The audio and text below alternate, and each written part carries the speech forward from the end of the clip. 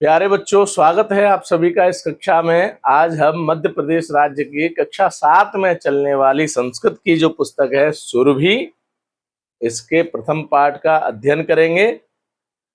हम सभी शब्दों का अर्थ जानेंगे और प्रथम पाठ को एक एक लाइन को एक एक शब्द को पढ़ेंगे, उसका अर्थ जानेंगे और उसके बाद जो इसके प्रश्न उत्तर हैं उसको हल करेंगे। अगर कहीं भी किसी भी तरह की कोई परेशानी आती है तो आप उसको कमेंट में पूछ सकते हैं, कहीं कोई दिक्कत नहीं है। लेकिन उससे पहले देखिए, इधर के पेज पे सरस्वती माता की वंदना दी हुई है। हम थोड़ा सा माँ सरस्वती की वंदना करेंगे, फिर आगे बढ़ेंगे। सरस्वती वंदना के लिए आप सब लोग अपने अपने हाथ जोड़ लीजिए और ध्यान करिए माँ सरस्वती का। या कुंदेन्दु तुषार हार धवला, या शुभ्रवस्त्रावृता, या वीणा वरदंड मंडित करा, या श्वेत पद्मासना, या ब्रह्माच्युत शंकर प्रभृतिभिः देवैः सदा वन्दिता, श्यामां पातु सरस्वती भगवती निःशेषजाड्यापहा। अज्ञानान्तिमिरान्धस्य ज्ञानाञ्जनशलाकया चक्षुर्मीलितं येन तस्मै श्री गुरुवे नमः। ये थोड़ा सा अपने गुरु जी की वंदना थी। अब आप इस पाठ को निकाल लीजिए सब लोग। पाठ का नाम है चत्वारि धामानि। क्या नाम है पाठ का? चत्वारि धामानि। तो आप सब लोग भी इस पाठ को ध्यान से पढ़ेंगे। चत्वारि मायने चार, बहुवचन में है इसलिए चत्वारि, और धामानि मायने धाम। ये भी बहुवचन का शब्द है धामानि। देखो थोड़ा सा हम इसके बारे में जान लेते हैं कि चत्वारि धामानि क्या है। हम लोग सनातन धर्म, सनातन संस्कृति से संबंध रखते हैं। तो सनातन धर्म में जो हमारे सबसे बड़े तीर्थ बताए हैं, क्या बताए हैं? तीर्थ बताए हैं। देखो हम लोग गांव में भी सुनते होंगे कि हमारे जो बड़े बूढ़े हैं वो कहाँ जाते हैं तीर्थ का, उनसे पूछते हैं कहाँ जा रहे हैं? तीर्थ करने जा रहे हैं। तीर्थ करने का मतलब होता है चारों धाम करना, ठीक है ना। तो चारों धाम जो हमारे भगवान हैं, जो हमारे पूज्य हैं, उनके चार धाम हैं सबसे बड़े। ऐसा शास्त्रों में वर्णन मिलता है कि जो व्यक्ति चारों धामों का पुण्य प्राप्त कर लेता है, अंत में उसे मोक्ष मिलता है, मुक्ति की प्राप्ति हो जाती है। तो वो जो हमारे भारतीय संस्कृति के हमारे जो सबसे बड़े जिसे कहेंगे मुक्ति धाम है, तो वो चारों धाम है। ये पाठ उनके बारे में बताया गया है। चारों धाम कौन कौन से हैं, वे किस किस दिशा में हैं, उनके गुरु कौन हैं, ये सब आगे हम इस पाठ में जानेंगे। समझ में आ रहा है? तो हमारे जो देश के सबसे बड़ा गुरु का पद होता है वो जगत गुरु होता है। जगत गुरु का पद सबसे पहले जगत गुरु शंकराचार्य हुए, उनके लिए दिया गया था। उनके बारे में भी इस पाठ को पढ़ेंगे। जैसे आप लोग चारों धामों के बारे में क्या जानते हैं, कितना जानते हैं, अगर पहले से कुछ जानते हैं तो बता भी सकते हैं। तो सब लोग अपनी अपनी पुस्तक का ये पाठ निकाल लीजिए। इसमें क्या है, एक कक्षा का संवाद है। एक कक्षा बैठी हुई है, जैसे आप लोग कक्षा में बैठे हुए हो, ऐसे कक्षा में छात्र बैठे हुए हैं और शिक्षक बैठे हुए हैं। तो छात्र शिक्षक से पूछ रहे हैं, शिक्षक उसका जवाब दे रहे हैं। इस तरह से ये पूरा पाठक एक कक्षा के छात्र और शिक्षकों के ऊपर जिसको कहेंगे लेख किया गया है। जैसे आप लोग छात्र हैं, मैं शिक्षक हूं, तो जैसे आप मुझसे प्रश्न करें और मैं उनका जवाब दूं, उसी प्रकार से इस पाठ को बताया गया है। तो देखो सबसे पहले कौन पूछ रहा है? सबसे पहले शिक्षिका पूछ रही है। क्या पूछ रही है शिक्षिका? आप लोग सब अपनी अपनी पुस्तकों में देखेंगे कि भारती, कोई भारती नाम की छात्र है, उससे पूछ रही है भवती जानाति। भवती मायने लड़कियों के लिए, लड़कों के लिए भवतः और लड़कियों के लिए भवती। तो भवती जानाति, जानाति मतलब जानती हो, क्या तुम जानती हो किम कह अयम महापुरुष। ये जो फोटो दिख रहा है, आप देखिए अपनी पुस्तक में, ये जो फोटो दिख रहा है इसके बारे में पूछ रही है कि किम कह, ये कौन महापुरुष हैं, क्या तुम जानती हो? तो अब भारती जवाब दे रही है। भारती कह रही है आर्य, आर्य कहते हैं अपनी सहेली को या अपने कोई भी जो बड़े होते हैं उनको भी कह देते हैं। अयम खलु जगत गुरु शंकराचार्य। अयम मायने ये, खलु मायने निश्चित रूप से, जगत गुरु शंकराचार्य हैं। कौन है? जगत गुरु शंकराचार्य। ठीक है ना। तो अब महेश पूछ रहा है, कोई छात्र है। आम मायने होता है हाँ। अहम अपि जानामि, मैं भी जानता हूं। अहम अपि मायने मैं भी। एते किल तस्य चत्वार शिष्या, और मैं ये तो जानता ही हूं, लेकिन मैं ये भी जानता हूं कि इनके निश्चित रूप से 4 शिष्य हैं। चत्वारी मायने 4। कितने शिष्य हैं? 4 शिष्य हैं। तो देवेश, अब देवेश पूछ रहा है, शंकराचार्यस्य प्रथम शिष्यस्य नाम सुरेश्वराचार्य इति। शंकराचार्यस्य मतलब शंकराचार्य के प्रथम शिष्यस्य, प्रथम शिष्य का नाम सुरेश्वराचार्य इति। उनके जो सबसे पहले नंबर के शिष्य थे, उनका नाम क्या था? सुरेश्वराचार्य था। अब लो आपसे कोई लोग पूछेंगे कि शंकराचार्य के प्रथम शिष्य का नाम क्या था, तो बता दोगे क्या नहीं बता दोगे? हाँ, उनके प्रथम शिष्य का नाम था सुरेश्वराचार्य। अब आगे पढ़ते हैं। तो शिक्षिका कह रही है पुनः कि देवेश अन्येषां त्रयाणाम, अरे देवेश जो अन्य 3 और हैं, क्योंकि 4 थे ना, तो एक तो सुरेश्वराचार्य हो गए, अन्य 3 कौन है? अन्येषां त्रयाणाम शिष्याणाम, जो अन्य 3 और शिष्य हैं, नामानि कानि, उनके नाम क्या क्या हैं? ये शिक्षिका पूछ रही है। तो देवेश कह रहा है अहम न जानामि, मैं तो नहीं जानता।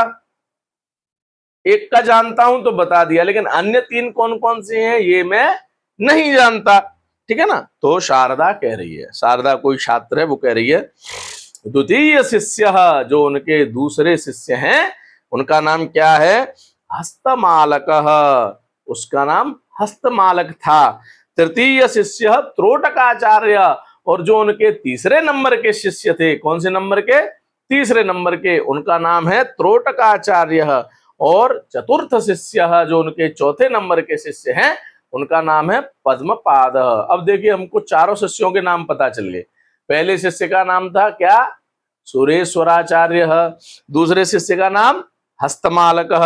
तीसरे शिष्य का नाम त्रोटकाचार्य, और चौथे शिष्य का नाम पद्मपाद। ये आगे जब तुम देखोगे तो प्रश्न भी आएगा कि शंकराचार्य जी के चारों शिष्यों के नाम बताइए। तो यहीं के यहीं आप लोग इसको अच्छे से पढ़ लीजिए, याद कर लीजिए। ठीक है ना। अब कह रही है शिक्षिका, साधु। साधु का मतलब बहुत अच्छा, जिसको हम हिंदी में शाबाश या इंग्लिश में वेरी गुड जो कहते हैं ना, उसको संस्कृत में कहते हैं साधु। साधु माने बहुत अच्छा। अपि जानन्ति शंकर मठाने। अब पूछ रहे हैं क्या आप शंकर मठानी, मठ जो हैं शंकर यानी शंकराचार्य जी के द्वारा बनाए हुए जो मठ हैं, क्या उनके बारे में कुछ जानते हैं क्या? अब ये प्रश्न हुआ। ठीक है ना। तो सर्वे कह रहे हैं न जानीमः, हम तो नहीं जानते। जानीमः शब्द, जानीमः धातु बहुवचन की है, वयम न जानीमः, इसलिए जानीमः आया है। तो वो सब कह रहे हैं कि हम बिल्कुल भी नहीं जानते। तो शिक्षिका पुनः कह रही है शंकराचार्येण यानी शंकराचार्य जी के द्वारा चतुर्षु स्थानेषु, 4 स्थानों पर। कितने स्थानों पर? 4 स्थानों पर। चतस्रिषु दिक्षु, और चारों दिशाओं में। चतस्रिषु माने बहुवचन में आ गया, दिक्षु माने दिशाओं में।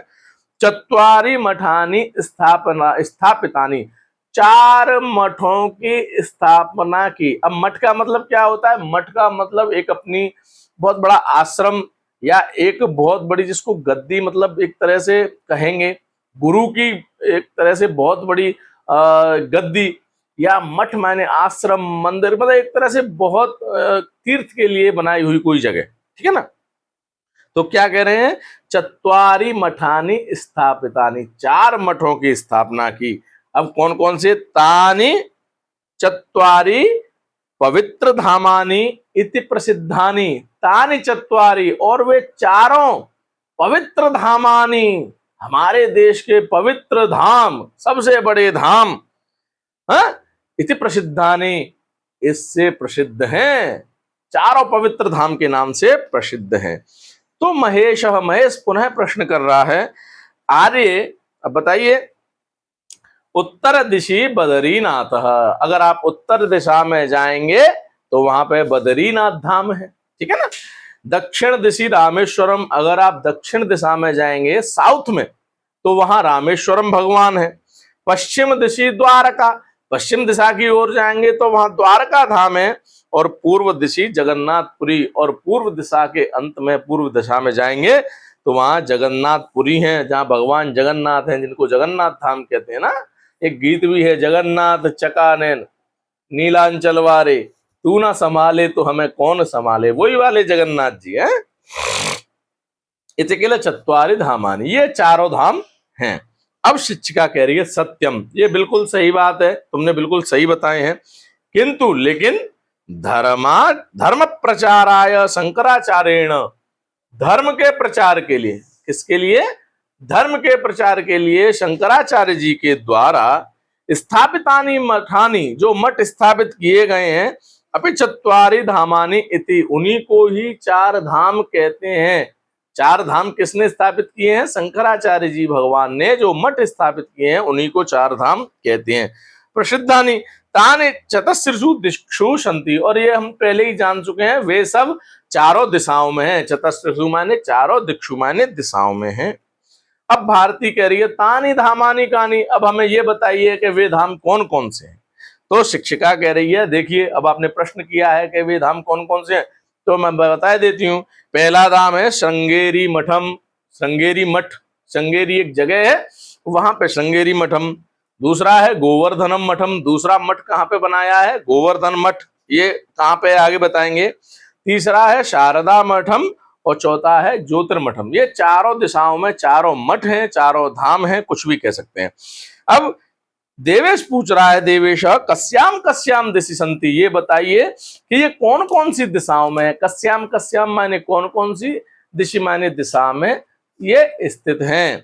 तो शिक्षिका कह रही है पश्यन्तु इदम कोष्टकम स्पष्टम भवति, अगर आप जानना चाहते हैं कि ये कौन कौन सी दिशा में है तो ये पूरा जो एक दिया हुआ है, ये देखिए ध्यान से, इसमें सबके दिए हुए हैं। तो देखो पहला दिया हुआ है दक्षिण दिशि, यानी दक्षिण दिशा में। दक्षिण दिशा में क्या है, श्रृंगेरी मठम दक्षिण दिशा में है। श्रृंगेरी जगह है, कर्नाटक राज्य में, वहां पे है, और कर्नाटक राज्य में है, राज्य भी बता दिया। दूसरा है पूर्व दिशा में अगर चलेंगे तो वहां गोवर्धन मठ है, जगन्नाथपुरी, जगन्नाथपुरी में है, और उड़ीसा राज्य में है। पश्चिम दिशा, जब अपन पश्चिम दिशा में जाएंगे तो वहां शारदा मठ है, ये कहाँ पे है, द्वारका में है, और गुजरात राज्य में है। ऐसे ही उत्तर दिशा में चलेंगे तो वहां पे ज्योतिर्मठ है, ये बद्रीनाथ धाम है ज्योतिर्मठ में, और उत्तराखंड राज्य में है। ये चारों चीजें आपको बता दी, कौन सा धाम किस दिशा में किस नाम से जाना जाता है। ये पूरा जो एक तरह से जो सारणी है ये आपको बिल्कुल याद होनी चाहिए, क्योंकि इसमें से आपके पेपरों में हमेशा प्रश्न आता ही आता है, ये 100% मान लीजिए। अब शिक्षिका कह रही हैं कि धर्म एव भारतस्य, धर्म ही अपने भारत देश की, किसका, भारत देश की एकताया मूलाधार। अगर भारत देश एकता में जुड़ा हुआ है, अगर हम सब एक हैं, तो इसका मूल आधार क्या है, धर्म ही है। क्योंकि धर्मो रक्षति रक्षितः, क्योंकि अगर हम धर्म की रक्षा करते हैं तो धर्म हमारी रक्षा करता है। अतः इसलिए धर्म रक्षणेन एव, धर्म की रक्षा करने से ही, एव शब्द का प्रयोग हुआ है, मतलब धर्म की रक्षा करने से ही भारतम संरक्षितम भवति, हमारा भारत देश संरक्षित होगा। ठीक है ना। फिर कह रहे हैं धर्म रक्षणार्थम, धर्म की रक्षा के लिए, और वेदांत तत्वानाम प्रचारार्थम, और वेद, हमारे जो चारों वेद हैं, ऋग्वेद, सामवेद, यजुर्वेद, अथर्ववेद, इनमें जो तत्व हैं उनके प्रचारार्थम, यानी प्रचार के लिए, एतानि मठानि स्थापितानि, इन सब मठों की स्थापना भगवान शंकराचार्य ने की।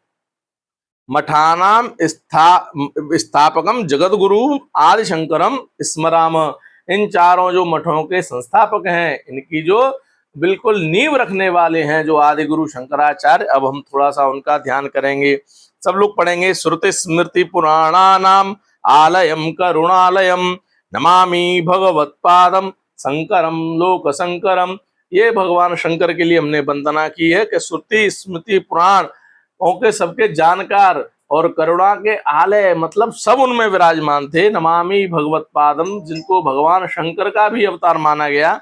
ऐसे जो लोक के शंकर हैं, भगवान शंकर तो परलोक के शंकर हैं, लेकिन इस लोक के जो शंकर भगवान के सदृश हैं, ऐसे शंकराचार्य भगवान को हम प्रणाम करते हैं। अब देखिए इसके प्रश्नों के उत्तर अपन लोग कर लेंगे, सीधे से हैं सब। आप सब लोग पेन निकाल लीजिए अपने अपने हाथ में, किताब में जो लिखना चाहें वो किताब में लिख सकते हैं, और जो अपनी रफ कॉपी में लिखना चाहें वो रफ कॉपी में भी लिख सकते हैं। सबसे पहला प्रश्न है, आप लोग देखिए, शारदा मठम कस्याम दिशि अस्ति। शारदा मठ कौन सी दिशा में है? तो वैसे ये पीछे दे चुका है, लेकिन मैं यहाँ पे सीधे से आपको बता देता हूं, पश्चिम दिशि। क्या लिख देंगे? पश्चिम दिशि। ये देखिए लिखा हुआ है, आप लिख सकते हैं इसका उत्तर, क्योंकि एक पद में उत्तर लिखना है इसलिए बहुत ज्यादा लंबा लिखने की जरूरत नहीं है। दूसरा प्रश्न देखिए, शंकराचार्यस्य प्रथम शिष्यस्य नाम किम। ये मैंने बताया था जब पढ़ाया था कि शंकराचार्य के प्रथम शिष्य का नाम क्या था, तो सुरेश्वराचार्य। अपनी किताब में से भी बाद में लिख सकते हैं।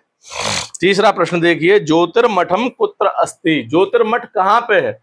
तो ज्योतिर्मठ कहाँ पे है? उत्तराखंड राज्य। कहाँ पे है? उत्तराखंड राज्य। चौथा है, द्वारका कस्मिन राज्य अस्ति। द्वारका धाम है जो वो किस राज्य में है? तो आप देखिए क्या लिखा हुआ है, गुजरात राज्य। ये गुजरात राज्य में है।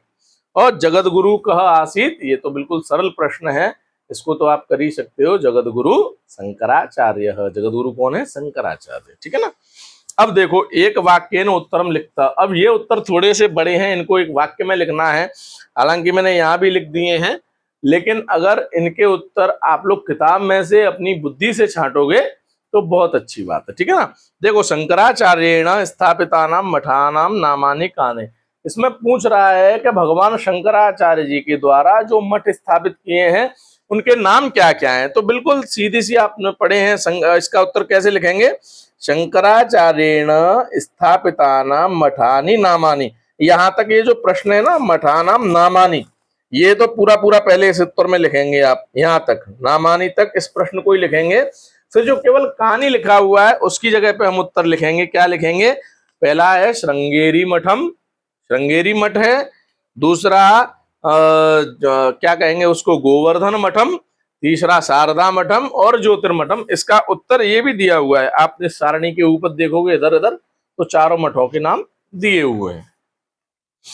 कह कस्य एकताया मूलाधार। ये अभी मैंने बताया था कि कह क्या और कस्य मैंने किसकी एकता का मूलाधार। तो कह की जगह आ जाएगा धर्म और कस्य की जगह आ जाएगा भारतस्य, और बचा हुआ प्रश्न वो का वही लिख देंगे, धर्म भारतस्य एकतायाः मूलाधार। ठीक है ना, इस तरह से लिखेंगे। अगला आ जाएगा, मठानि किमर्थम स्थापितानि। भाई इन मठों की स्थापना किस लिए हुई, क्या जरूरत पड़ी भगवान शंकराचार्य को जो इन मठों की उन्होंने स्थापना की? तो इसमें आ जाएगा धर्म रक्षणार्थम, धर्म की रक्षा के लिए। केवल किसके लिए? धर्म रक्षणार्थम। तो किमर्थम की जगह ये आ जाएगा धर्म रक्षार्थम, और पूरा का पूरा प्रश्न यही लिख देंगे। अगला देखो, शंकराचार्यस्य चत्वार शिष्या के। शंकराचार्य भगवान के 4 शिष्य कौन कौन से थे? तो आप पेज पलटेंगे तो आ जाएगा। तो उत्तर कैसे लिखेंगे? शंकराचार्यस्य चत्वारः शिष्याः। ये प्रश्न लिख देंगे पहले, प्रश्न का ही, फिर इसका उत्तर देंगे क्या क्या। सुरेश्वराचार्य, हस्तमालकः, त्रोटकाचार्य और पद्मपाद। ये इसका उत्तर हो जाएगा। अब अगला आया, भारतम कथम संरक्षितम। तो इसका प्रश्न यहां भी दिया हुआ है, भारत किसे कैसे संरक्षित होगा। तो देखो यहां आप किताब में भी देखोगे ना, तो ये दिया हुआ है, यहां से देखिए, धर्म रक्षणेन एव। यहां से इसका उत्तर है भारतम संरक्षितम भवति। यहां तक भी लगा सकते इस तरह से। ठीक है ना, धर्म रक्षणेन एव भारतम संरक्षितम।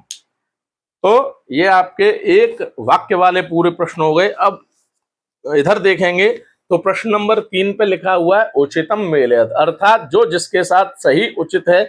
अभी ये उल्टे सीधे लिखे हुए हैं, इनका हमें क्या करना है? उचित मेल करना है। तो देखो पहला दिया हुआ है दक्षिण दिशि। दक्षिण दिशा में कौन सा मठ है? तो दक्षिण दिशा में सबसे नीचे आ जाएंगे शारदा मठम। शारदा मठ है सबसे लास्ट में लिखा हुआ। इसके ऊपर आएंगे दूसरे नंबर पे पश्चिम दिशि। पश्चिम दिशा में क्या है? पश्चिम दिशा में कौन सा मठ है बताइए? है। तो सारणी में देखिए कोई ज्यादा भटकने की जरूरत नहीं है। पश्चिम दिशा में शारदा मठ है, ठीक है ना, पश्चिम दिशा में कौन सा मठ है, शारदा मठ। ये थोड़ा सा इसमें अपन करेक्शन करेंगे। ये जो दक्षिण दिशा है पहला वाला, दक्षिण दिशा में कौन सा मठ है, दक्षिण दिशा में श्रृंगेरी मठ है। इसको पहले वाले को तीसरे से मिलाएंगे, दक्षिण दिशा में श्रृंगेरी मठ है, और पश्चिम दिशा में इसको मिलाएंगे शारदा मठ, लास्ट वाले से, वो पश्चिम दिशा में, ठीक है ना। फिर बद्रीनाथ, बद्रीनाथ कहाँ पे है, देखिए सारणी में बद्रीनाथ जी को मिला देंगे ज्योतिर्मठम, ये चौथे नंबर वाला। और उड़ीसा राज्य में क्या है, उड़ीसा राज्य में है गोवर्धन मठम, ठीक है ना। और जगत गुरु कौन है, जगत गुरु है शंकराचार्य। इस तरह से ये पांच अपन मिला देंगे। अब देखो चौथे नंबर प्रश्न पे आएंगे। कोष्टक पदानी उपयोज्य रिक्त स्थानानि पूरयत। ये जो कोष्टक में आप ये जो ऊपर शब्द दिए हुए हैं, इन्हीं में से कोष्टक में भरना है। तो पहला देखते हैं अपन, नमामि, इसमें आ जाएगा आपको भगवत पादम दिया हुआ है, भगवत पादम भी लिख सकते हैं, नहीं तो अगर किताब के हिसाब से देखेंगे तो नमामि शंकराचार्यम शंकरम लोक शंकरम, शंकराचार्य नाम आ जाएगा। पूर्व दिशा में क्या है, पूर्व दिशा ने पढ़ा था, तो पूर्व दिशा गोवर्धन मठम, इसमें से लिख देंगे, पहले ही नंबर पे लिखा हुआ है गोवर्धन मठम। फिर चलेंगे तीसरे नंबर के प्रश्न पे, खाली स्थान रक्षति रक्षतः, तो धर्मो, क्या लिख देंगे, धर्मो, तीसरे नंबर पे इसका उत्तर दिया हुआ है। चौथे पे चलेंगे, शंकराचार्य से चतुर्थ शिष्य, चौथे शिष्य का नाम क्या था, सबसे अंत में, उनका नाम था पद्मपादः, क्या नाम था, पद्मपादः। फिर धर्म एव भारतस्य एकतायाः खाली स्थान अस्ति, तो एकतायाः आधारः, एकता का, धर्म ही भारत की एकता का आधार। अब पांचवें में देखिए विलोम शब्द लिखने हैं हमें, विलोम मायने विपरीत, उल्टा। तो पहला लिखा हुआ है धर्म, इसका विपरीत हो जाएगा अधर्म, केवल धर्म के आगे आ लगा देंगे, धर्म मायने धर्म, अधम मायने अधर्म, ठीक है ना। प्रसिद्धानि, इसके भी आगे अ लगा देंगे तो बन जाएगा अप्रसिद्धानि, ठीक है ना। स्मरणम, स्मरणम माने याद रहना, और स्मरणम का विलोम हो जाएगा विस्मरणम, भी लगा देंगे माने भूलना। गुरु, गुरु का तो सब जानते हैं, सरल है, शिष्य, ठीक है ना। अगला आया ज्ञानम का, ज्ञानम का भी केवल अ लगा देंगे और अज्ञानम हो जाएगा। ये देखिए अगर जिसको देखना हो। अब देखिए छठवां प्रश्न है, प्रथमा बहुवचन रूपाणि लिखत। इसमें थोड़ी सी समझने वाली बात है, ये धातु रूपों के बने हुए हैं, इधर प्रथमा के रूप दिए हुए हैं, और खाली स्थान में हमको उनका क्या करना है, बहुवचन का रूप लिखना है। जैसे पहला दिया हुआ है अहम, तो अहम का अहम, आवाम, वयम, तो क्या हो जाएगा, वयम, ठीक है ना, खाली स्थान। इधर दिया हुआ है नाम, तो नाम का हो जाएगा नामानी, नाम मायने एक नाम, और नामानी मायने बहुत सारे नाम, ठीक है ना। तीसरा दिया हुआ है शिष्य, तो शिष्य मायने एक शिष्य, इसका बहुवचन हो जाएगा शिष्याहा, मायने बहुत सारे शिष्य। चौथा दिया हुआ है धाम, तो जैसे नाम का किया था नामानी, उसी प्रकार धाम का कर देंगे धामानी। फिर दिया हुआ है मठम, और मठम का भी अंत में कर देंगे मठानी। इस प्रकार से ये तुम्हारे पहले पाठ के प्रश्नोत्तर भी हो गए। इस पाठ का आप सब लोग घर पर जाके अभ्यास करेंगे। पुनः इसमें योग्यता विस्तार के कुछ प्रश्न दिए हुए हैं, तो अपन इसको आप घर पे भी जाके देख लेंगे। अगर थोड़ा पढ़ेंगे पाठ में से तो आप इसको कर सकते हैं। अगर कोई बात समझ में नहीं आती है तो आप कमेंट में बता सकते हैं, मैं उसका जवाब वहां भी दे दूंगा, ठीक है ना। धन्यवाद भैया।